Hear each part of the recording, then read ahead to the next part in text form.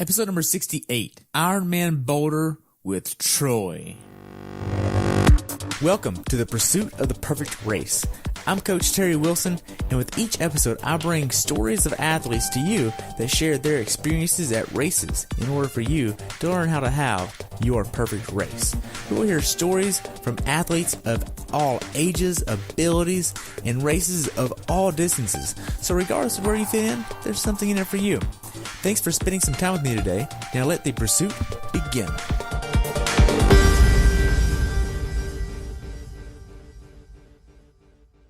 Hello everyone and welcome back to the pursuit of the perfect race. Today I have the pleasure of talking with my friend Troy about his race at Ironman Boulder in wonderful Colorado.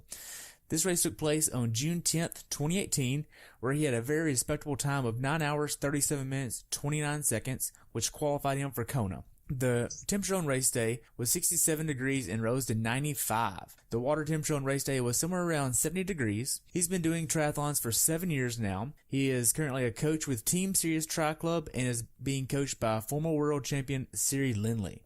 Welcome to the show, Troy. I look forward to hearing about your race at Boulder. Thank you so much. It's an honor to be here with you. I'm amazed how great things are connected to so many different people about just doing the same craziness, I'm glad that we connect about sport, and thank you. Hey, you're welcome. I look forward to hearing about your race. So what made you want to do this race?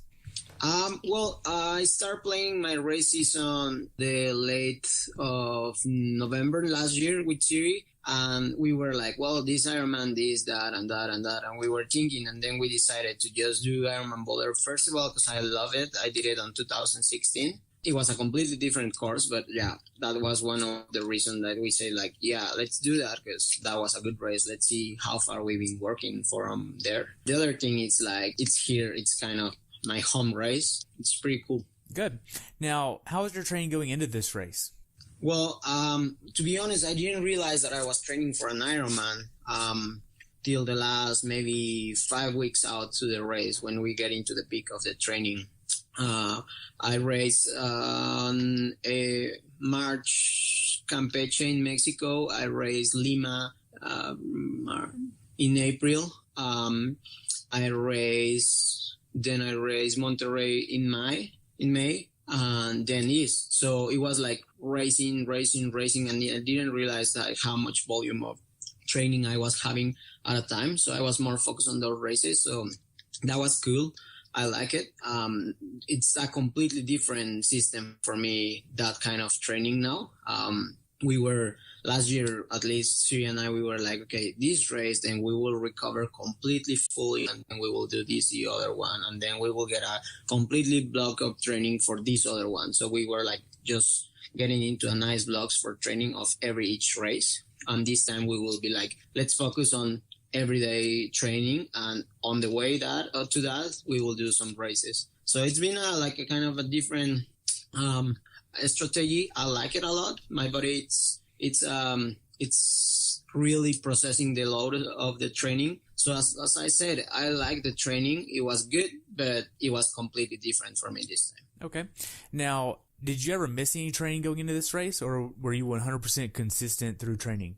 Well, it's been 3 years now with Siri. Those 3 years since I signed my contract with her and my commitment with myself, I will say that I never missed any session in 3 years. Especially for Boulder, I didn't miss any session at all. Some days were raining, storm over here in Boulder. It was kind of still cold outside. So we did 5 hours turbo sessions. We didn't skip any session at all. Good. Now, what kind of hours were you building up to getting into Boulder per week? We are managing pretty much 22 to 23 hours a week. But whenever we were getting into a big block of volume, hours and really good intensity, which it was there was a week that we managed, I think 31 hours or 32. I was just holy, this is kind of a long week, but intensity was hard to getting into a race. Yeah. So what was your longest swim, bike, and run workouts going into this race? That's a good question. I think we did actually it was one day. We did 6K swim, of course, with hard intervals there, like it was like a trans whole set. Then we went riding for 5 hours 20, 5 hours 30. And after that, we ran like 50 minutes intervals, hard effort. Yeah, around that, I think I would say like 1 hour and a half in the pool, 5 hours, 6 hours, 40, like 720 maybe. Wow. Yeah, it was a long day, but yeah, I like I said, surprised to myself like how good it was actually. Okay. Now, during training, what kind of nutrition are you using? That's a good question because that was kind of my trouble this past Sunday. I've been using now 3 years already GU products. I'm not that rigid on training. I don't take that much gels instead of I knowing that it's just hard sessions, that they are going to take more from me. So I take those gels, or not because the recovery is faster and it's not taking that much from you. I use GU. I use some bars, like press bars from Kind. I love those bars. I just discovered them. Like they're like fruit, but they are like pressed. So it's really, really good. I used to take baby food also. I did stop that, but it's just because, at some moment you just get tired of the same thing. So you just gotta be trying different things. But I would say, like, if we have an easy swim, I'll just go with electrolytes, of course. If we have a hard swim, I'll have electrolytes with some amino acids to have a little, like, good substance for your muscles and everything. What I've been learning a lot from this, it's more about what your body is telling you that day. Like you get to the fridge or get to the storage where you have your stuff, and you're just like, oh, this sounds good. Oh, this sounds good. Like I feel like it's just more what you're craving at that moment. So it's pretty cool. Yeah. As far as your workouts go, what workouts did you do that gave you the confidence to go into this race prepared? There was a set on the pool that we did maybe 1 or 2 weeks ago that I was holding really close to on the swimming. On the 100s, really close, living on 115 on 25 meters pool. It was like a super solid day. I will say in the pool, I was just like, whew, this is where I want to be. This is where it is taking me, and this is all the hard work that I've been putting into the training talking about swimming. Because at home, it's just like nightmare. Absolutely. Like swimming by myself, that's the first thing that it's really hard. You don't have anybody to push you, and you have still the intervals there. So it's kind of hard all the time. It doesn't matter if it's a recovery session or not. It's kind of like still hard to be by yourself. About the bike, that was kind of a tricky part for me on the bike because I switched bikes at the start of the season. I got a QR. Then I went to my first race, and I crushed it, like absolutely perfect. My bike ride, like it's not kind of my strength or weakness, but it is like it's my less competitive area of the three sports, right? What kind of bike? So I got it. I got the QR, the Quintana Roo, the PR6. Oh wow, that's a great bike. Yeah, I loved it. But the thing is, like, I went at home, had a bike fit, and supposedly this was right. Like, it was working fine for me. Went to the race, won the overall in Campeche. But since I got off the bike, I was in the front. So I got second on the second group of the swim, chased everybody on the bike, dropped them, and start running by myself. So I was just like, well, this is a pretty solid bike. I'm really happy with it. It's pretty cool. And about the run, it was my only long run. It was like 2 hours 15 run with some really hard intervals, like 1 minute 10K pace, and then 4 minutes like super strong or solid pace. Good. Now, were there any days where you just mentally didn't want to train? It's hard to be here in Boulder and don't want to train. Roads are beautiful. The teammates are just like always pushing you on the good way. So no, there was definitely days where I was like maybe struggling, like let's say on the 6-hour ride or 5-hour ride, like the hour 4, like getting into the mountains and say like, ooh, 2 hours more to get back home, and then run an hour or run an hour and a half. It was just like mentally I was maybe setting into a mood where I shouldn't be at that moment. But then you start descending, looking at the mountains, and get it like pretty much inspired by everybody here and everything that you look around. Something that I'm really like absolutely grateful to be here, because it's like kind of that was the first dream that I had after, first of all, being coached by Siri, and she said like, you can come here. And I was just like, what? I can be in Boulder training with all you guys, like all that. That was kind of my second part of my dream. And then coming here, it's pretty cool. Good.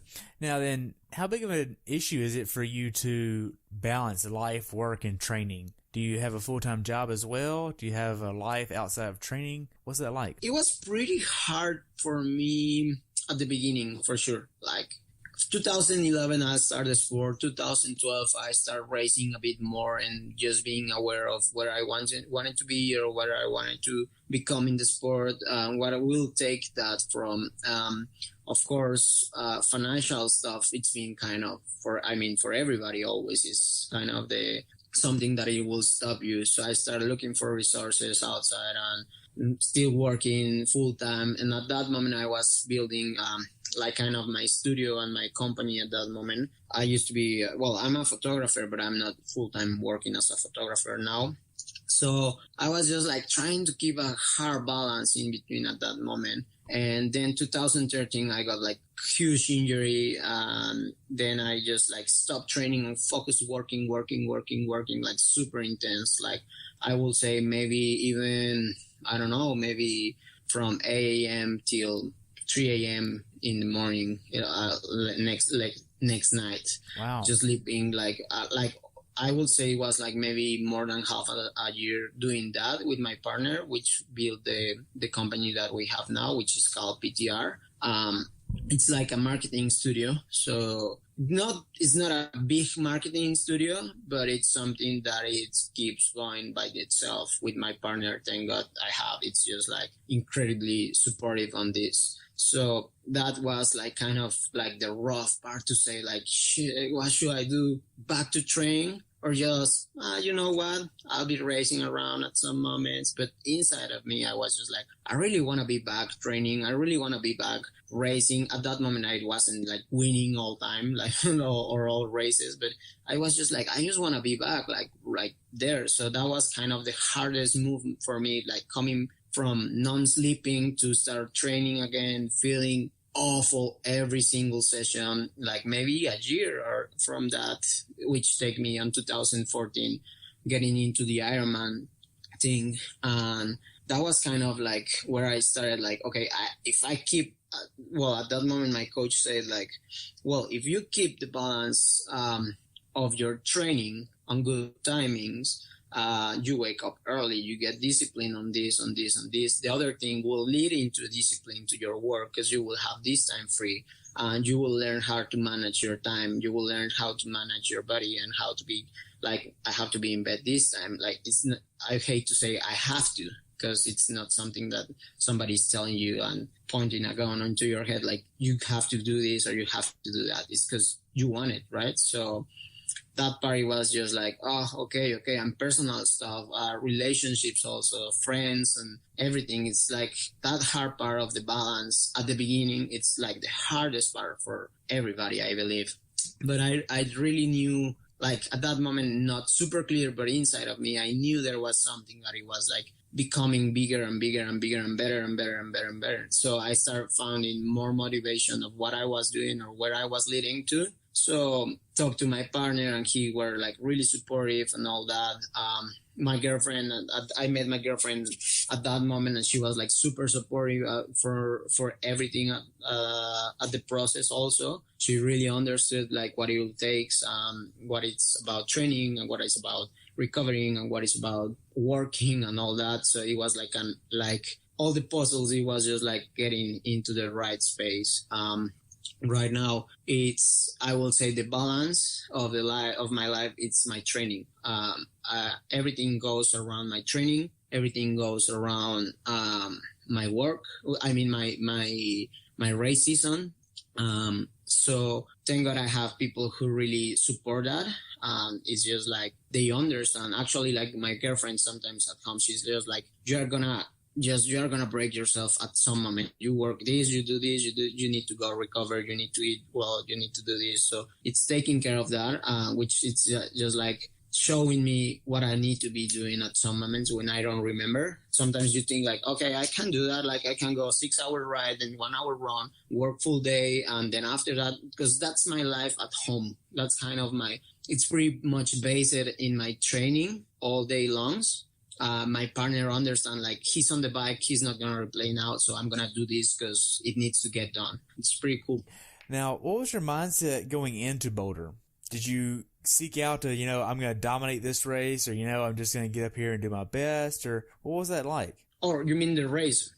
Well, I knew there, like, inside of me, I knew that I had it'll be like an extremely good day, really hard day, but extremely, like, I really wanted to surprise myself one more time. Because we've been doing the things right. Siri and I, we've been like really smart, been doing things smart and just communicating right and everything. So inside of me, I was just like, I want to surprise myself, breaking my time from Santa Rosa last year. It's always in the background of my head going to Kona again, but it's not something that I say like, I'm going to do this race because I'm going to qualify here for Kona. Right. So now then, as far as getting checked into the race, getting your packet, the pickup and all that, how was it at Boulder? It's pretty cool because you have all the cool people around, all the cool kids, I would say, like Rowie and all the little legends or big legends around. So you always get like some good vibes from them. Just looking at them around or racing and knowing that they are them, you're like, I wouldn't say like you pose, but you try to keep it cool, So yeah, it's pretty cool. I love being racing in Boulder. Like I raced last year the peak triathlon, and I loved it too. 1 week ago, I went to the reservoir to support who was racing at I don't remember the name of the race, but they were at an Olympic, and it's just good vibes around and good spirit. I love it. It's cool. Boulder, it's really unique on that side. Good. Now, what was your last workout before the race? I went out for a ride. Actually, I was thinking to do, because Siri always does it different. And then she changed these, like she says, like, do whatever you feel like. And I was just like, well, I feel like I might gonna go to climb, but that wouldn't be a good option. So I was just like talking to Ellie and said like, hey, what are you doing tomorrow? I have a 3 hours ride easy. And I was just like, okay, I will ride with you. I'll start with you and then I'll decide going home. So we just started riding pretty late, like 8:30 or something like that. 1 hour ride. And after that, I did like a 30 minutes run with some 20 seconds effort, like just to get the legs like going and remember that tomorrow it's going to be, I was going to ask for more. So just like tune up the body. I supposed to go swimming, which I will absolutely love to do it. But pre-race day, you always start getting busy, and you, oh, should I forget this? Oh, yeah, right, nutrition. Oh, okay, and this and that. So I would love to have done that swim, but I didn't. Like, it's fine. Like 2 years ago when I raced it, I was talking to Tim Don, and he was like, man, just keep it cool. And 2 weeks after the race, or 1 week after the race, before the race, remember less is more. So since that is just like less is more on pre-racing week, I would say, or race week. Okay. Now, did you have any issues checking the bike in before the race? No, not at all. It was pretty easy because I just drove. Actually, I drove to the reservoir to check in my bike. I didn't went on the bike and walk back. It was hot that day, like the day before. It was so hot. So I was just like 10 to 20 minutes walking back on the sun at 3 p.m. That's not smart. I'm going to drive. So I drove the bike. It was like maybe 15 minutes and that's it. Okay. Yeah. Now, do you have a certain meal you like to get in the night before? I love risotto. Like, I love eating risotto before racing. Like, it's something that I just like. I don't eat it that much during like training and all of that. It's kind of my meal to like. I know it's like something that I crave to eat before. I'm not obsessed with something that this is what I have to eat, or this is like I said at some moment in training, I just go to the fridge and say like, pre-cook this. Yeah, pretty much something special I would say is the risotto. But sometimes it's hard to cook it also. So, or if you are traveling, it's just like, oof, I don't know if I'll get it right. Okay. Now, what time did you try to get in bed the night before the race? Oh, I'm really bad on that. Like before racing, I like maybe the 2 nights before I go to bed, like maybe 11 or 10:30 or pretty late. I try to sleep as much as I can all week long, like napping or going to bed early or staying in bed at least, like just in the bed, like killing time reading on the phone or just like killing time. But this time I went to bed like maybe 10:20, 10:15. Okay. Now, what time did you get up in the morning? 3:40. Okay. Yeah. And Yeah, 3. you're staying pretty close. I know that. Do you have a race day morning ritual before you leave of, hey, you know, you want to get this nutrition in, you want to prepare your things like this right here before you leave? What's that look like for you? What I did this time, it was just like I got my oatmeal pre-prepared on the fridge with like a protein shake milk on the oatmeal. So I had my protein and my oatmeal. So on almond butter. I woke up, I just like do a couple of breathing exercise, just relax and, you know, like that race day smile, knowing that it's going to be a big, good challenge. And so I just got like, I shaved that morning and just walked to the race, like take my protein, well, my meals, nothing special. Actually, it's the same thing. If I crave at that moment something salty, I'll take something else. But at that moment, that was fine. A coffee, of course, and just walk to the race. Okay. Pretty much. Now, did you and Siri talk about this day being laid out a certain way or a certain strategy for the race? What does that look like for you? Oh, yeah. We had an absolutely different strategy for this day. We were talking about pretty much knowing that it was going to be a hot day and a hard day because it's been really windy around here in Boulder. So we were just like, we know it's going to be hard. It's going to be hot. And at some moment, it's going to turn windy. So we know what it's windy. We've been in Kona a couple of times before. So we know how to race in windy situations. We know how to manage the heat on the run. So she was like, I know you know how to do this. And we always pretty much, like, whenever we talk about our strategies, we are like, okay, swim as fast as you can, ride hard and strong, like knowing that you sometimes at some moments you will doubt yourself, like, how are you going to run? And then get on the run and just get it done. Like, just hang in there as long as you can. But this time we were like, that's not going to be smart for tomorrow because it's going to be a tough day. So we were like, let's swim strong, like really strong on the front as much as you can. Let's ride conservatively, but strong too. And on the run, just whatever you have left, just leave it out there, like really strong run. So that was our kind of like leading strategy into the race. I got into the race and that's what I did actually. Like every single thing, it was like people were passing me and I was just like, chill, Troy, chill, like don't get in the game, like not just like, and actually there was a guy who passed me and I know him and he was like looking at me like, what are you doing? Like, why are you not going like harder? Why are you not trying to stay at least on the draft zone, non-draft zone, but with the group, right? So I was just like, chill out. It's going to be fine. Be patient. Focus on you. So yeah, I did this strategy pretty well, I think. Good. Now, when you get to transition, how are you setting up your transition area?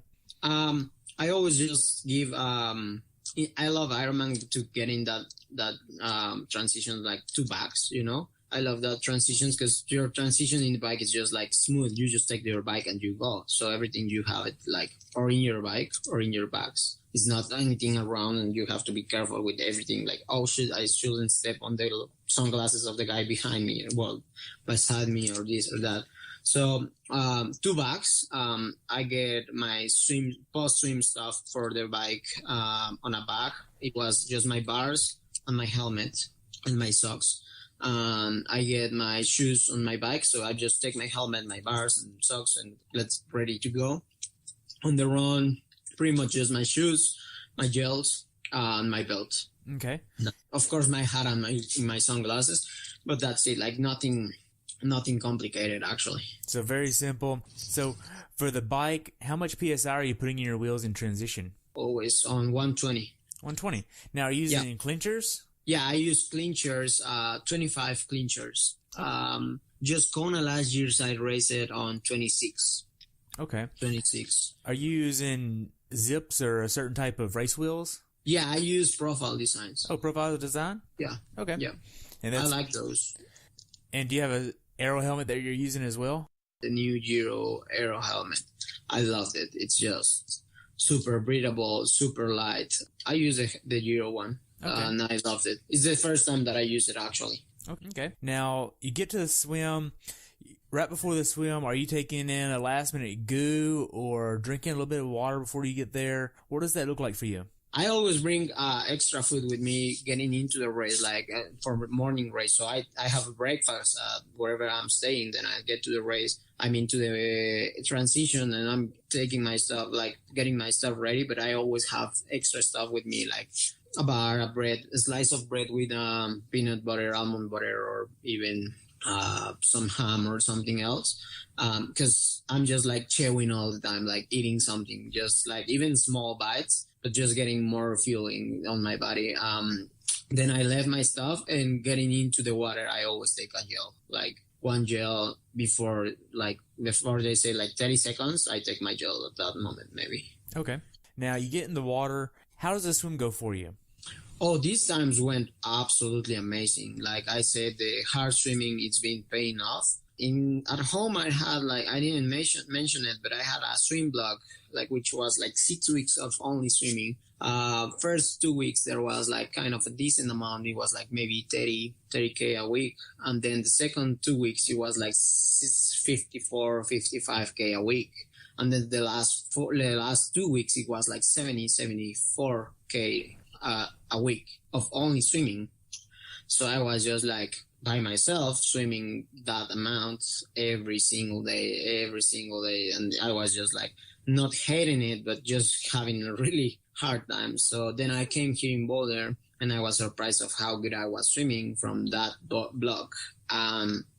This race, I got into the race, which it was Rolling Star, what I don't really love, because I like to feel that that rush of the starting, all together running into the water and all that, So we were just waiting for the Rolling Star, and I was absolutely in the front. I was the first guy, so I was just oh, okay, well, let's go. So I started swimming the first maybe 400-600 meters by myself, sprinting all out.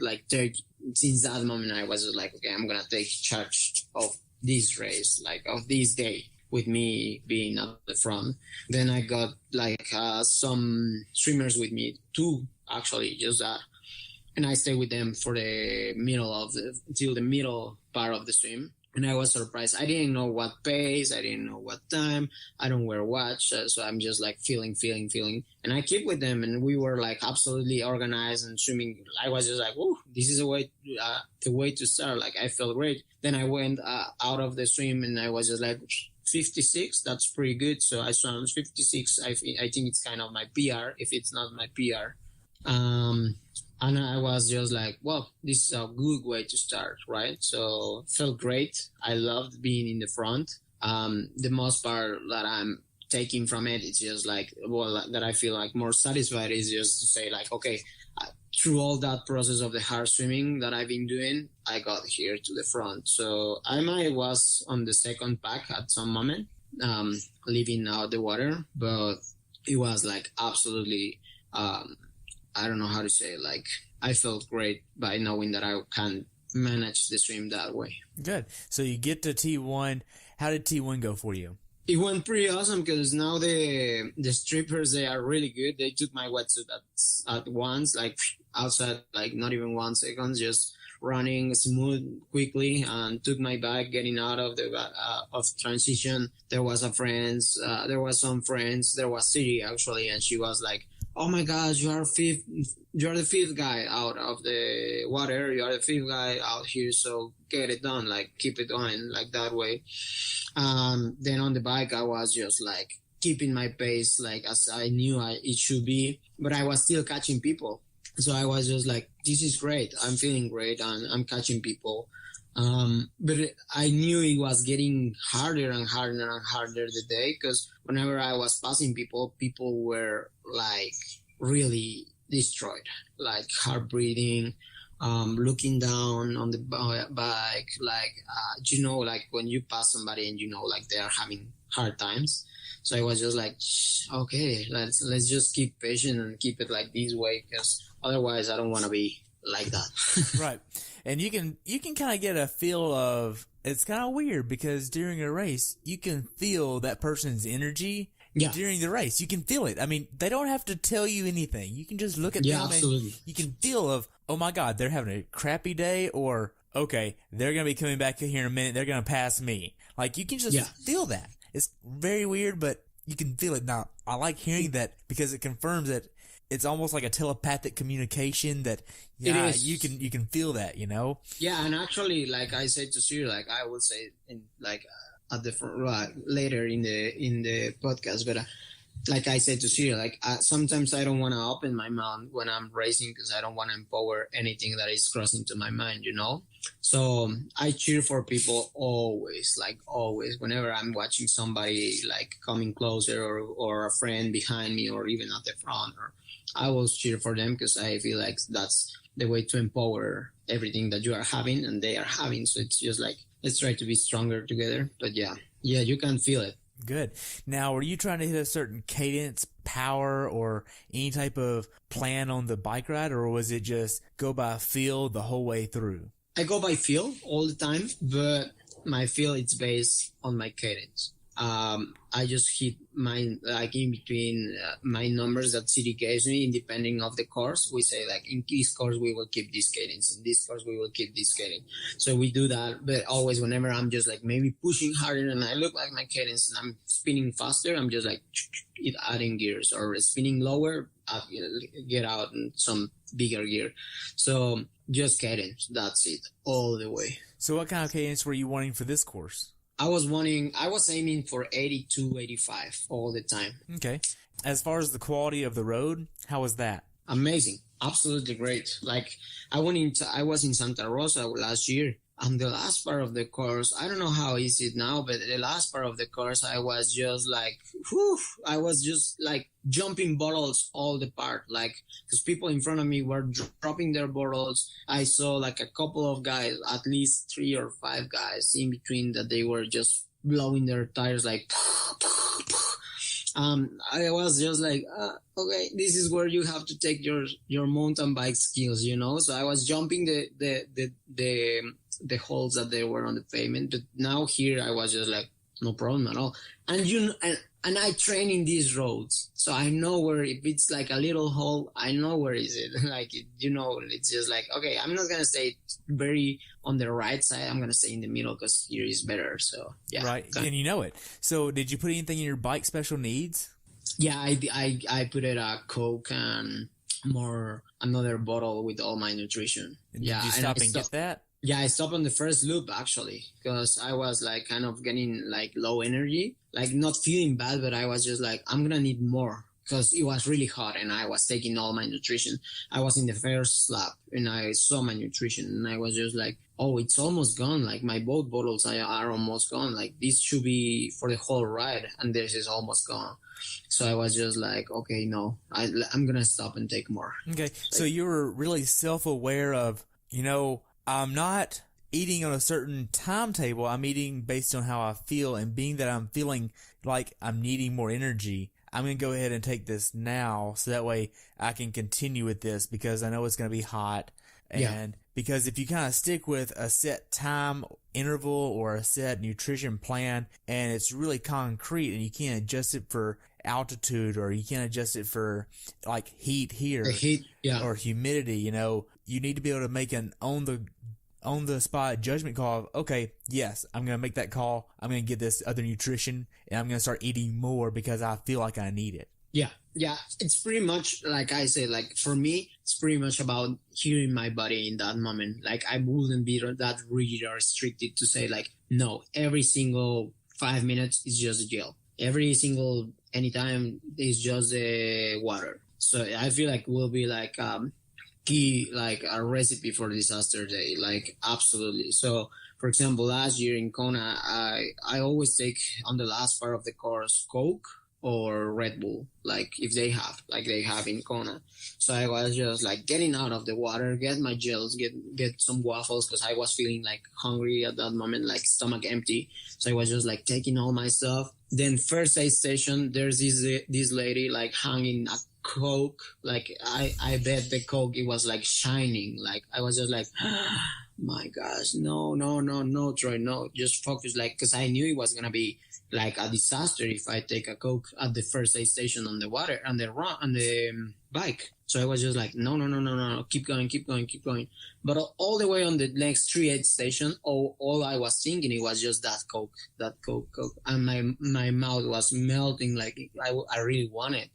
So I was just like, I want it. So the next aid station, I took the risk and I take it. And I started riding even better. Like, I don't know if it's because I was losing focus thinking about the Coke, but I don't think that's bad. I think it's your body was asking for that sugar or that extra push at that moment. So I keep one aid station Coke, one aid station Gatorade, one on one. But like I said, if you don't listen to those little things on the race day, it'll be stupid from yourself saying like, no, don't do that. So you get all the way through the bike ride and you get to T2. The last mile or say 2 miles before you get to T2, are you doing anything to kind of help prepare you for the run? Are you getting out of your saddle more, lowering back the cadence, raising the cadence? What are you doing there? I actually always kind of hammer a bit more on the last 3 miles or 5 miles on the bike to get my legs like kind of like a bit that heavy feeling to get the running feeling better, because so you are always going to struggle on the transition. But this time I was just like kind of conservative because it was like really, really hot and windy. So I was just like, there's no way to push a bit harder on this last part because it will take a lot from you on the run. And the other thing, it was like I started feeling my stomach like having issues at that moment. I wasn't able to pee on the bike. And I was just like, having this kind of gas, like not feeling great. So I was just like, no, I'm just going to keep it. And actually, though, there was the part of I got past like maybe like 5 guys in a row, like 1, 2, 3, 4, 5. In between them, there was a pro girl where I dropped her like at some moment. I don't know if I slowed down the last part, they were going harder, but I got in like, that's kind of the things that I do on the bike. Like sometimes I hammer harder to get ready, or at some moment I just like try to keep it that way to be safe. Wow. Now then you get to T2. How did T2 go for you? Walk me through that.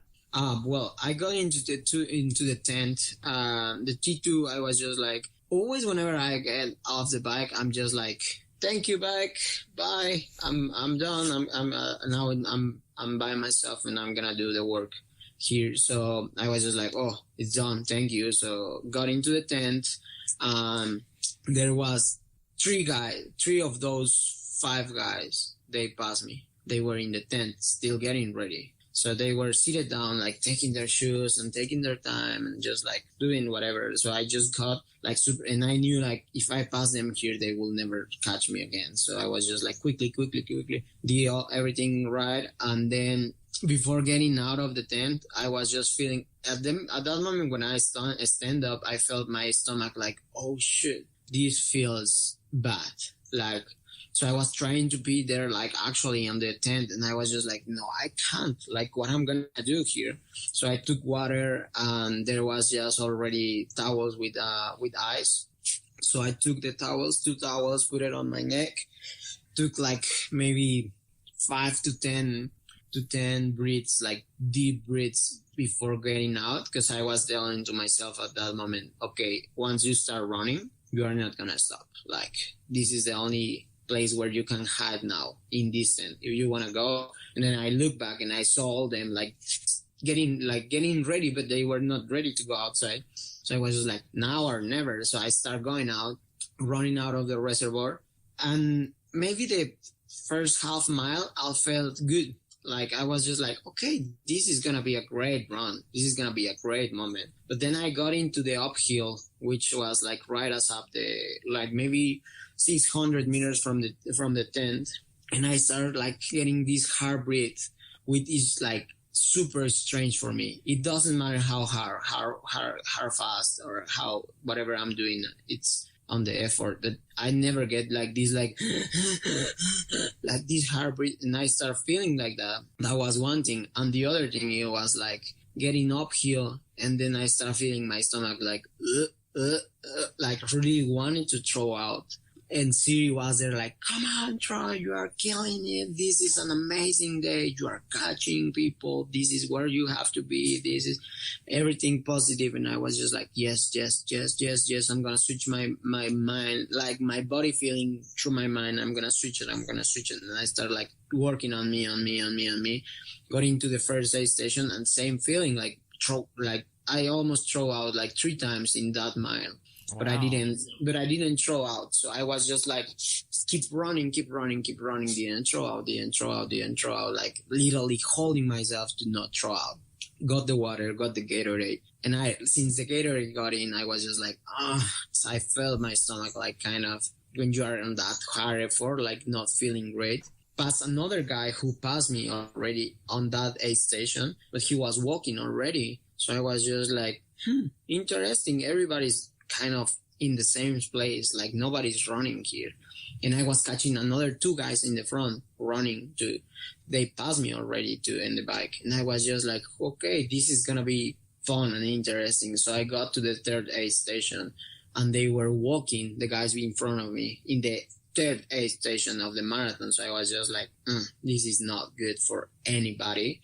I started like pushing like a bit harder, but not that much. I will say I might be on 435, 440 per K, like super slow and smooth, like just catch them again. When I catch them, nobody make a move. Nobody tried harder to keep with me. Nobody tried like to stay on my pace or this or that. Everybody was like, I'm going to ignore you completely. So nobody was pushing, like nobody was hard running. But then I got to I think it was the 4th aid station, straight to the bathroom, barely make it. Like I was just like, my stomach was collapsing, absolutely. So I went to the bathroom, and I was just like, okay, now that I went to the bathroom, everything's gone, and my stomach gonna be feeling better, right?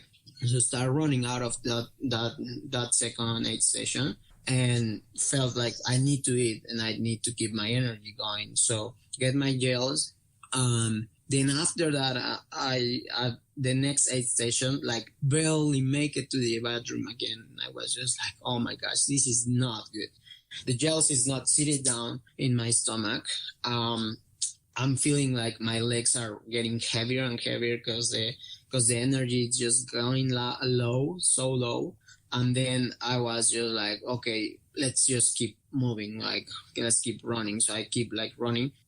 All the next aid station, the first part of the lap, I was taking some different foods like grapes, like trying different things. And the last option, it was the chips, like the very last option. So it took me like all the half part of the loop to know what it could work fine for me at that moment.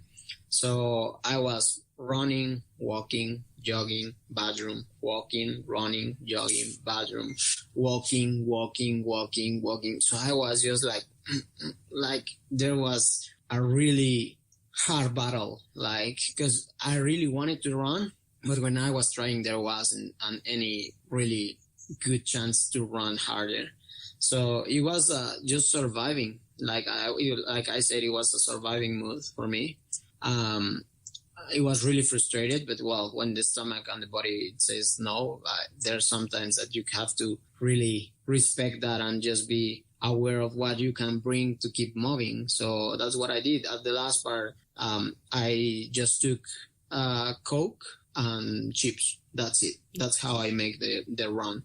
But actually, like I said, I didn't say to Siri, I'm struggling. I'm not feeling well. I can't eat. Like I wait till the maybe 25K mark to tell her, like, I can't eat. Like, because I was struggling so bad, but I didn't want it to mention anything out of my mouth to say, this is exactly the reality that I'm having right now here. So I didn't want it to empower that at that moment. So I was just like, okay, Troy, don't focus on that. Focus on this beautiful tree. Focus on that guy in front of you that is running. Catch him. Go. Or don't walk that much. Let's run every aid station. But sometimes I didn't make it even to the aid station. Just running, walking, like shaking my head to say, like, no. This is not gonna be. I'm not finished, first of all, and this is not gonna be an option to keep walking the whole marathon. So I was just like trying to be nice to myself at that moment, to push it on the right way and try to not be that negative, to not keep empowering. So Siri was just like, I talked to her yesterday and she was like, I knew you were having a really hard time because since you passed me in the first uphill, your body language was absolutely different as usual. Like your run form, it was completely different. Your face, everything was different. And I knew that you were struggling. Back to that energy persona of you can see that, you can feel it. Like, and there was a friend out there and she was like, nobody's running, keep moving. Nobody's running. Everybody's struggling. Like, this is great for you. And I was just like, okay, I'm going to keep moving. But no, I was like really frustrated. But like I said to Siri, this is kind of the biggest win for me. Like not winning the race, maybe not getting into a top 5 overall age group, not getting like into the top 3 or this or that. At that moment, I was just like, I just want to like really get it done, but I'm not feeling like I'm going to walk. Right. Man, how hard was this run, walk, and GI issues and not really being able to eat and having to go to the bathroom mentally? How hard was this run for you? I think it was way harder. Whenever you stop, you have these bad voices in your mouth in your head that's saying like, just don't finish. Like just go walk to the finish line, but just don't make the course, or just quit, or just keep walking all the way. Like you can just keep finishing if you walk, like what you want to prove, or what you like, all these voices that they are just like, no, this is not gonna happen. So, but the thing is, like, I was running or I was jogging maybe, or I don't know what pace or whatever it was, but I was moving forward. And when I was moving, I was just like, there's no question that I keep going this way. There's no question that I keep pushing this way.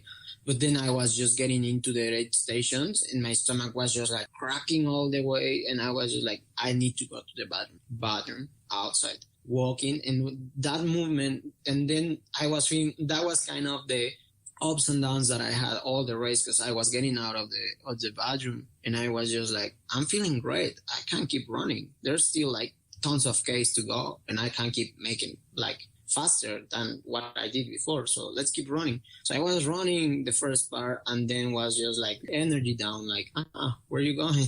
So I was walking again and that.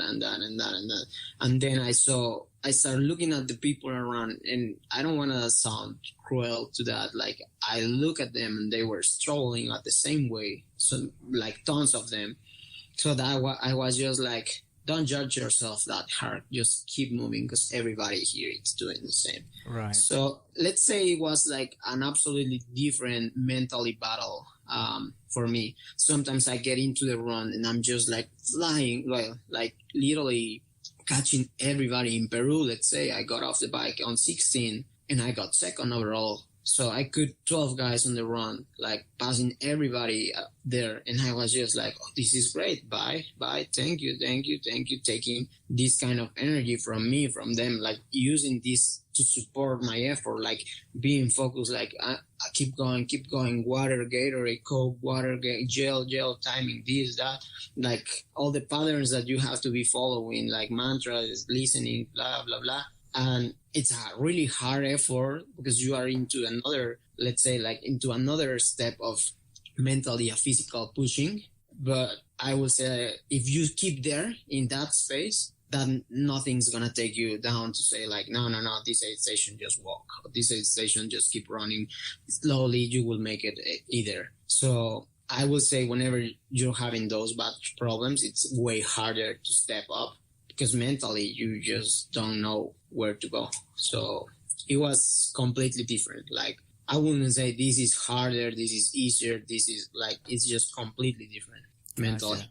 Now then, did you put anything in your run special needs? Oh yeah, I got a Red Bull on my special needs. I got a Coke and I got a gel, an extra gel, and actually in a bar. But I got into my special need. I was walking up here because it was like this crossing path, and see a girl like counting my special need bags. I just took it, got the Coke, like open it and drink a bit of it, but there was plenty of Coke on all the course, so I just left it there.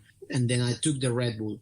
And this is so funny because I took like maybe a quarter of the Red Bull and hide it behind a little wall that it was by the course. So I went there, like did the U-turn. That's where I say to Siri, like, I can eat.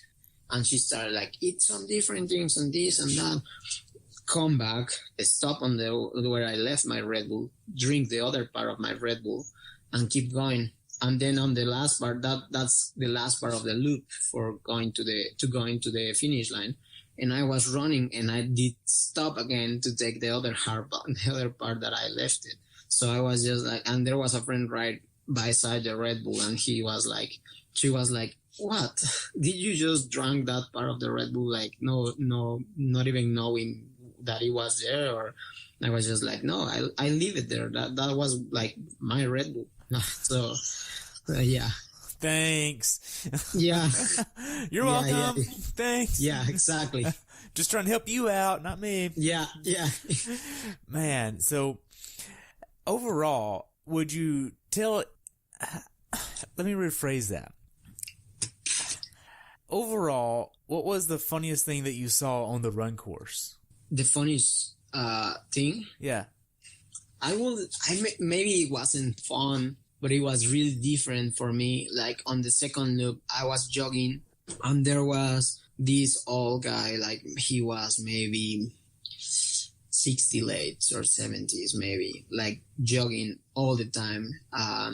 He was a completely white kid. I remember him, and like some compression socks, like red, kind of pinks. So he was like jogging, but this pace, like it's never ending, you know, like.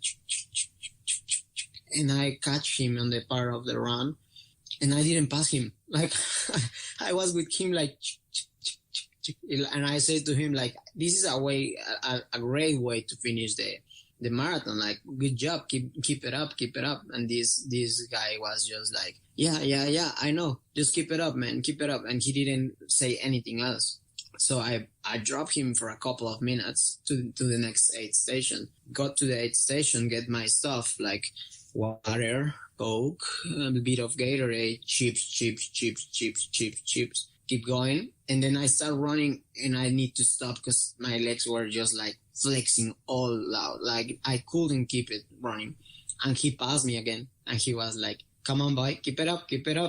And I was just like, oh my gosh, I don't know if I'm gonna make it. Like that moment, I was just like this, and I was just with all these people running like that, and it was kind of not funny, but it's just like different side of the race, you know. You at some moments, or pretty much not always, but at least pretty common, you are at the front, like just leading the race, or maybe behind like the first guys of the pros, and just feeling like you're flying by everybody and you don't even notice what is happening. But it was like completely different perspective of the race for me. So it's not funny, but it's like a really good memory, you know?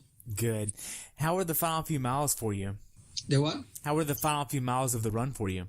The miles, you mean? The last few miles, the last 5K of the run. So we got to this part. It was maybe a 22 mile,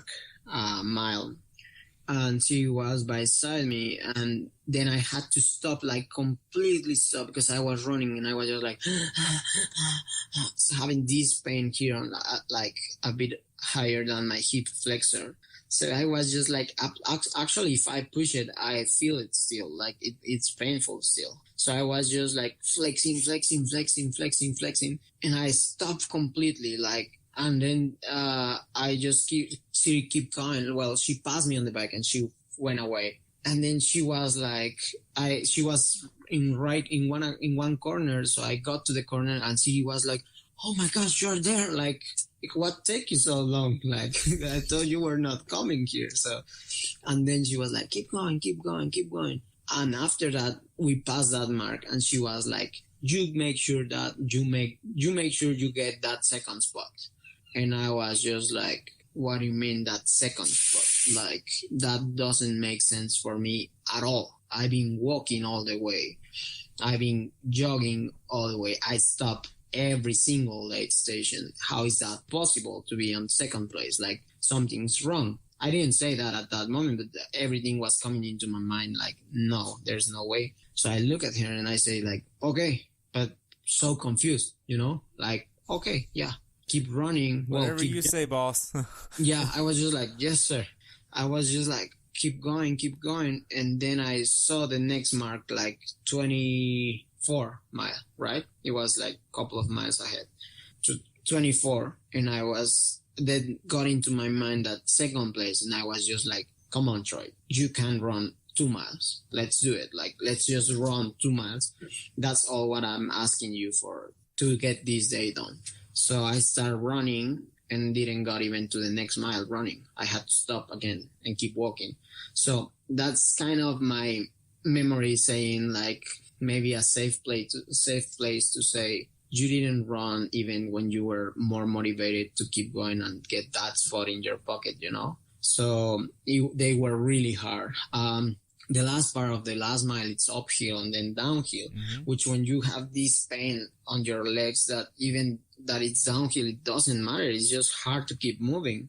So I will say that mentally I was super motivated, and it was like, for me, it was like really special, even sentimental stuff, because she was just like, "You are amazing, you are doing this, and look where you are, and this and that." And and she meant it to say it more about that you are finishing the race, not where you are placed at the race. Like, it doesn't matter which place I was taking. That wasn't for me important at that moment. It was just getting the race done. I didn't care if I was running an under 3 hours marathon or not, or this or that, or some things that they are sometimes more important for you than finishing, right? So I was just like literally crying, because I was just like, I just want to like get this on the pocket and go home right now, because I feel so sick and I feel so low energy. So it was like a mixed thing, like excitement, because she said like, "You keep going in this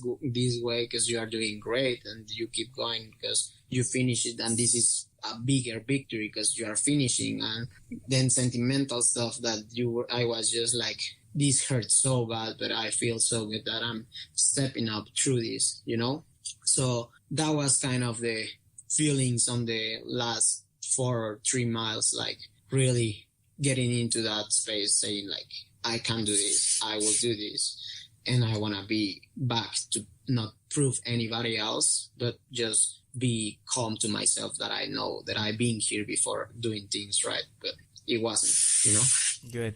Now, you get to the point of the run course where the barricades start lining the side of the road, and you get to the finish chute. How was the finish chute for you?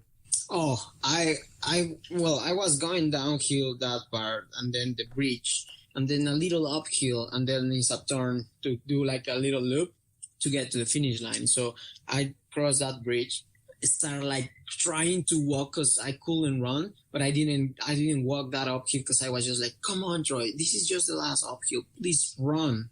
So I was just like shaking my hands and just like trying to keep a good form to just at least not look as I was feeling. So I was just like, I had my towels on my neck still. So I got the towels, I cleaned my face, I cleaned my arms, just like clean my kit, just throw it the towels on the last part of the run. And actually I just like way back to Boulder, like, thank you, Boulder, that was a pleasure, but I'm out of here. So I just run into the finish line. And actually I was just like really enjoying, the red carpet, just like getting into the carpet and just like kind of jogging, walking, saying thank you. And that's it. Like, I was more grateful for being able to finish that day, which it wasn't on my mind being that side, like saying like, I don't know if I'm going to finish even. So sometimes whenever you're racing hard, it crosses through your mind so many times, like, how are you going to continue this effort? How are you going to keep going? How are you going to? So then you have to, like Siri always says, like, you have to be like digging deeper to knowing, like, why are you trying that hard? Why are you going that fast? We're digging deeper. What are you like everybody says, like, doing it for the right reasons, right? So I was just like, at that moment, I was like, whew, I didn't thought I would get here at some moment of the day. Gotcha. So after you crossed the finish line, what'd you do next? I just got to the finish line, went to give a hug to Siri and some of the teammates that they were there. She was like, I'm so amazed of this day, like, this was a good race and this and that. And then they say like, yeah, you got second, you got 10 and this and then. And I was just like, I can't believe it. That is second and 10 overall on age troopers, because it didn't feel that way, but I'm really happy. I was really happy with them. Just chill and stay with them. I ate a burrito, which was an absolutely complete mistake. So I went to the bathroom right away. So it wasn't like a good idea to take that burrito, but I was just craving food. But yeah, we were there. We chilled for a bit, and that's it. We came back. I came back home. Went to a friend's apartment because he raced it. Just to kind of celebrate a bit. Okay, so looking back on it, how well prepared for this race do you think you were? I was 1,000,000% prepared. Yeah, that's not even a dope. Even with all the walk-in and GI issues and cramping, you're 1,000,000% prepared? Yeah, absolutely. Because if you look into the reasons, or I will say into the symptoms that I had on the run, saying that I was gonna throw out, that I was stopping every night station. I mean, like, I still move on, I don't know, 5:10, 5:15 pace or under that. Still moving, counting that I stopped so many times, that I this and that. And my legs are completely, like, at that moment I was like, the next day I told myself like so many times, I was just like, like writing down everything. And I was just like, Troy, okay, come on, be serious and be really honest to you. Like, did you try too hard? Did you were like having that biggest issue that you feel like, or it's just like something was not right that day, And I was just like, well, if I would have that moment of dopes or saying, nah, I'm just going to slow down, I might just keep it the whole marathon running at 5 minutes per K and just finish it, not even trying so many different times during 42K. So that was kind of my own backward saying, like, I have this support of, I tried so long time, like pretty much for 3 hours, 43 minutes trying to run, right? Right. So, then the other thing, as I know that I was well prepared and how I was getting into the race, is that I'm feeling physically perfect. Like, I can walk perfectly. Like, I'm not like, the day after I was just like Robocop pretty much, but the day, yesterday I went for a swim for 2K. It was super easy.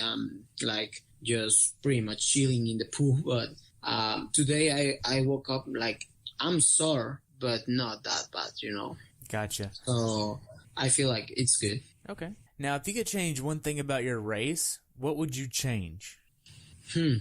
Absolutely, maybe the amount of my gels that I had on the bike, because I've been discussing this with my nutritionist, and she said, "That's it, Troy. There is your answer. It's not the gels, it's not the Gatorade, it's not the amount of sugar or type of sugar that your gels has. It's the amount of your gels that we had it, because you are getting more efficiency without that much." So you would lower the amount of gels you had. Yeah, I will. I will lower the amount. Then that will help, because especially the heat and the salt and everything. So I will say that that'll be something that I will absolutely change. Where I feel like I learned a lot on this race. So if you had to just look back at your race, how many calories an hour were you getting in? I was getting like 900 an hour. Around. 900 calories an hour. Yeah, because a gel has like 120, 130, right? So it was like 6 gels an hour. Okay, that's a lot. Is that right? Yeah. So 130, let's say, per 6. 780. So 780 an hour? Yeah, around that. Okay. Now, as far as your overall experience, how could Ironman have made your experience as an athlete better? In this race, especially, I think the path, it was, the running, the Boulder Creek path, or the path, it was horrible, like absolutely horrible, because everybody was there cheering, but not because the people was cheering was bad. It was because the people who was cheering, sometimes they were riding their bikes around, and there were actually riders, like not people from the race, but riders, like going to a ride maybe into the mountains, taking that way, and they were like not going easy. So I was just like, there was one time that I got almost hit by two bikes. Really? So I will say like more respect for the people who's racing, who's running. Like maybe I was in my 5 cents saying like, okay, there's these riders coming, I move. But if there's somebody collapsing and they don't really know where they're going, they are gonna crash, right? So I will say that. Okay. Aid stations were pretty amazing. Oh my gosh, volunteers were like absolutely, like every aid station, I say thank you so much for each of them, because they were like super supportive and super nice. They were running with you, giving your stuff in case that you missed it, asking you like if they see you, they pick you, and they were like, what do you want, like this and that, and they were like really, really good supportive. Also, yeah, I think volunteers there were great, but about something to improve, I would say the bike path. Okay. What's something that you learned from this race that you would like to pass on to someone who has not done this race before? Well, I learned a lot. Like I was telling to a friend, this race might not be my best race, but it's my best experience of racing. Because I learned a lot, like about what it takes to really get it done.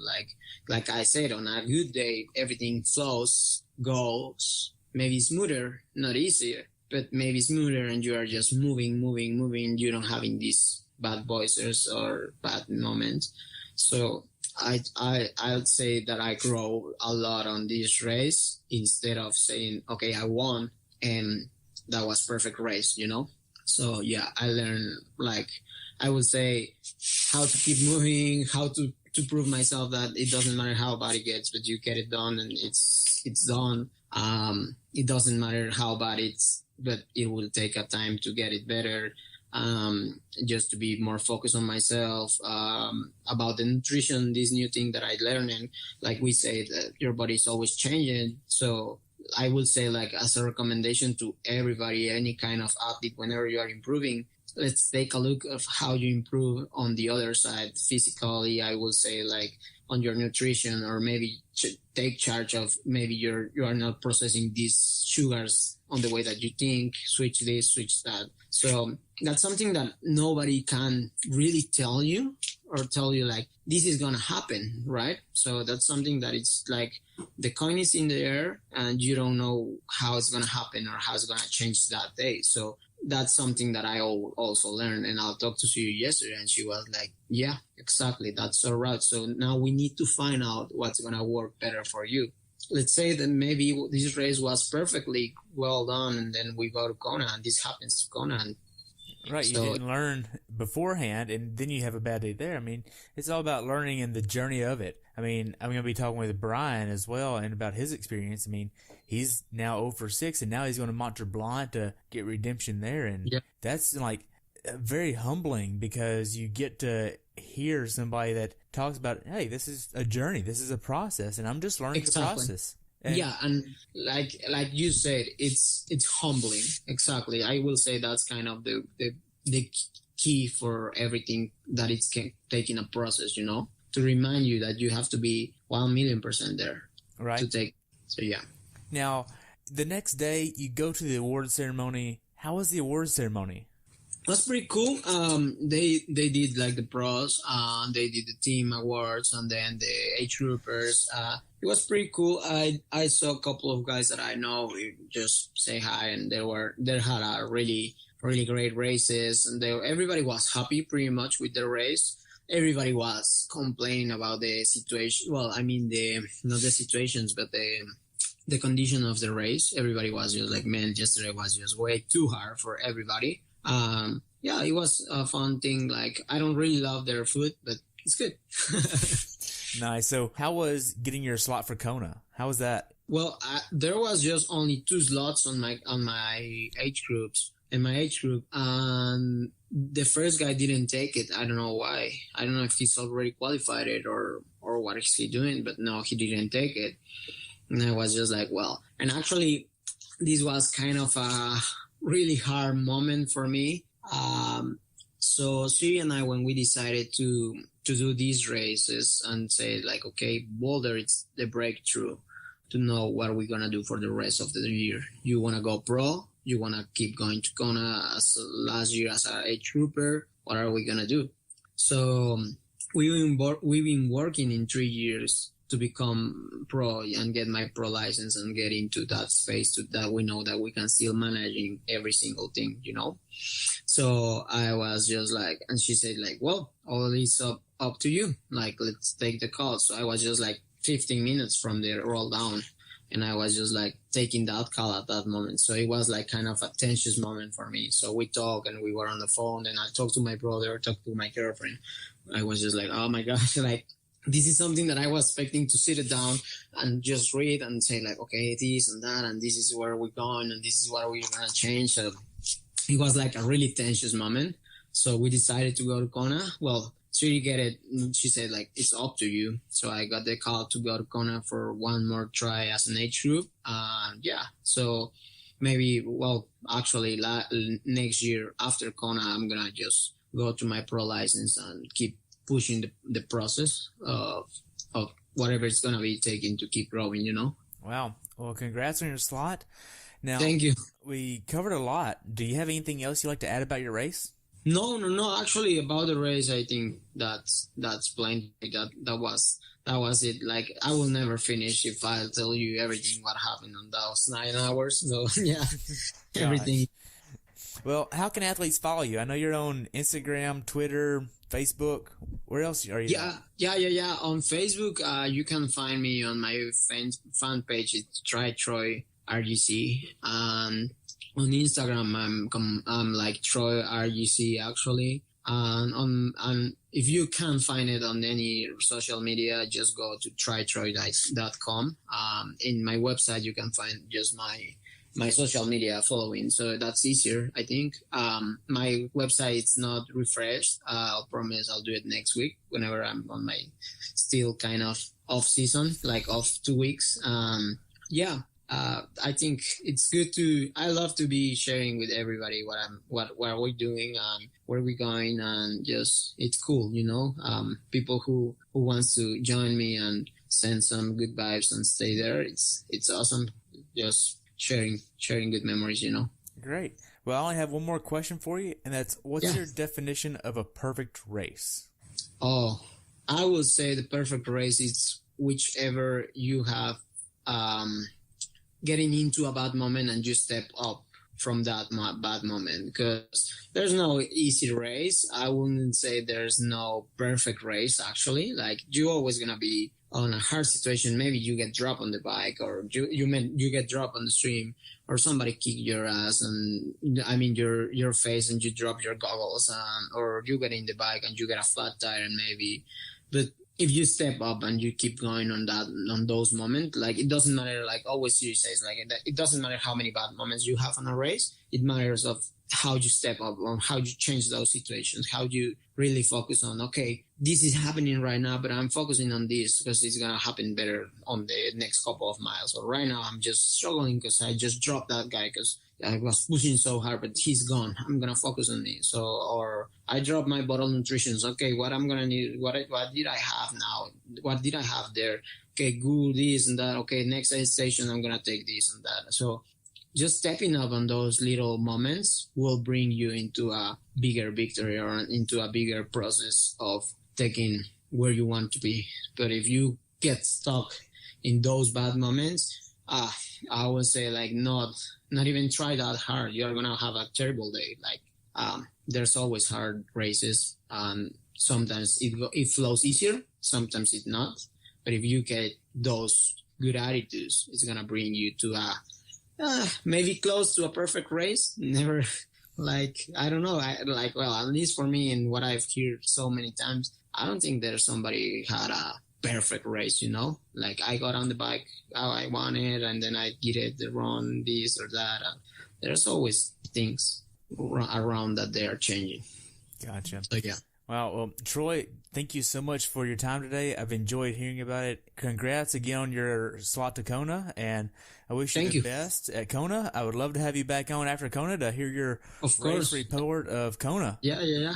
Absolutely. It'll be my pleasure. Yeah, it's been great to share and just have a little talk. And yeah, it's great to have all these people that also support the scene of their sport, like you guys, like podcast and all the new photographers that they are out there sharing all what we do. I really appreciate it because it means like improving a lot the sport. So thank you. Hey, you're welcome. Well, I hope you have a great day, and I'll look forward to following you. Okay. Yeah, sounds good. All right, thank you. Thank you. Thanks for tuning in today. I hope you were able to learn something from today's episode. If you enjoy the show, please take a minute to leave a review on iTunes or share it with a friend. Be sure to subscribe so you never miss an episode. If you'd like to see pictures from this athlete's race, learn more about who I am, what I'm doing, or be on the show yourself to share your story, check out my website at CoachTerryWilson.com. Until next time, continue the pursuit.